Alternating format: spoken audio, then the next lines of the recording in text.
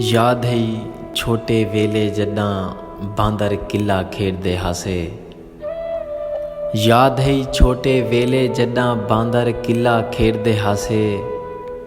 5-7 यार कट्ठे करके हथें दे विच हथ को पाके पुगण कीते दायरा यार बणेंदे हासे।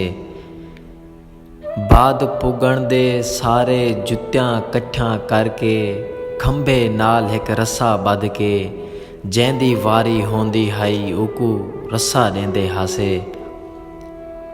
रस्सा पकड़ के ओ जुत्तियां दी रखवाली करेंदा हई ते बाकी सारे रल के असां जुत्तियां चैंदे हासे।